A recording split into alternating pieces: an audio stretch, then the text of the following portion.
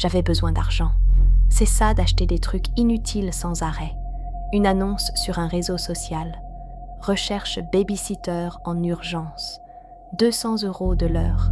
Pas de ménage, juste de la surveillance. Le tarif était absurde. Trop absurde. C'était une arnaque. Mais je suis tombée sur la même annonce, papier cette fois, dans la rue. J'avais des factures en retard, des courses à faire. L'adresse m'a menée dans une impasse, tout au bout du village. Une maison massive, en pierre grise, dont les volets semblaient tenir par miracle. Quand j'ai frappé, c'est l'homme qui a ouvert. Il avait l'air vidé. Ses yeux étaient rouges, ses mains tremblaient. Sa femme est apparue derrière lui, un sourire forcé, plaqué sur un visage cadavérique. Ils n'ont pas posé de questions. Ils m'ont juste dit « Le bébé dort en haut. Ne montez pas. Le moniteur suffit. » Ils sont partis avant même que je puisse enlever ma veste.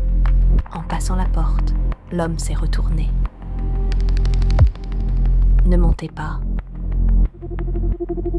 J'ai entendu leur voiture démarrer en trombe, comme s'ils fuyaient un incendie. La maison était un cauchemar, du désordre. Non, du bordel. Partout, mais pas un bordel de vie. De la vaisselle cassée, des vêtements déchirés au sol, des murs crasseux, et cette odeur de papier brûlé. Un grand tableau posé contre le mur menaçait de tomber. Je l'ai réajusté. Mon sang s'est glacé, immédiatement.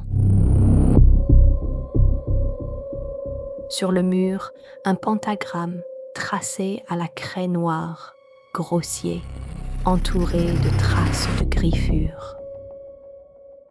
C'est là que le moniteur a grésillé. Ce n'était pas un pleur de bébé. C'était un cri d'adulte, mais compressé, aigu, inhumain. Et puis, les coups.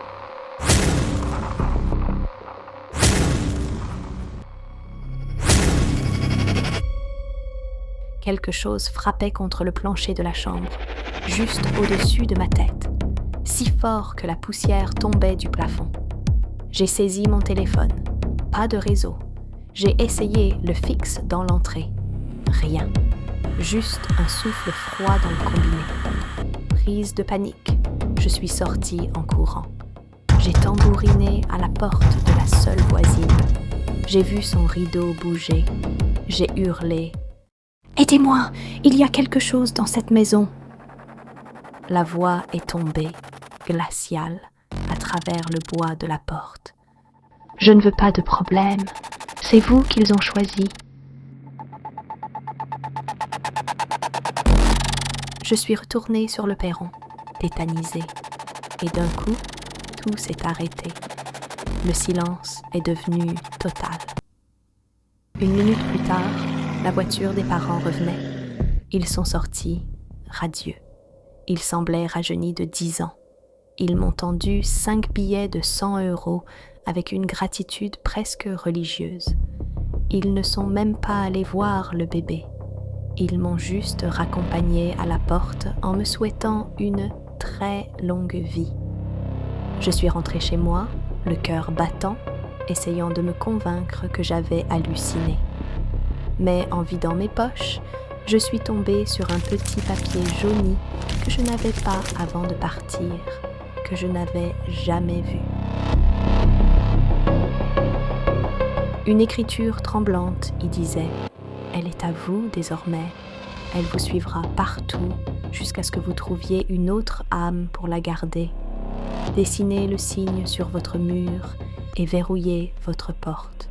Ne la laissez pas pénétrer votre esprit. » Le bruit m'obligea à lever les yeux vers le mur de ma chambre. Une trace de suie noire était en train d'apparaître sur le papier peint. Un cercle se formait.